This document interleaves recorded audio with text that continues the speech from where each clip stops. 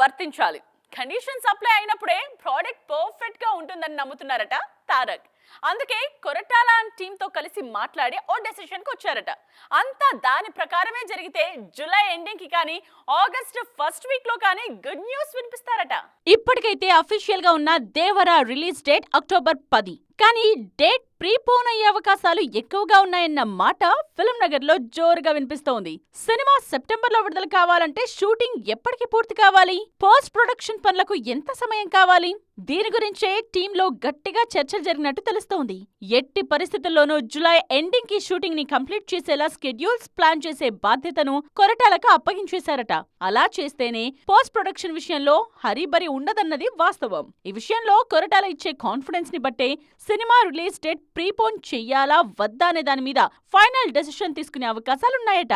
ఓవైపు war 2 schedules తో బిజీగా ఉన్నప్పటికీ దేవరా ప్రాజెక్ట్ మీద ఎక్కువ ఫోకస్ పెడుతున్నారట తారక్. ఎప్పుడు ఏం కావాల్సినా అందుబాటులో ఉంటూ స్కెడ్యూల్స్ పూర్తి చేసేలాగా ఫ్లెక్సిబుల్ గా వ్యవహరిస్తున్నారట.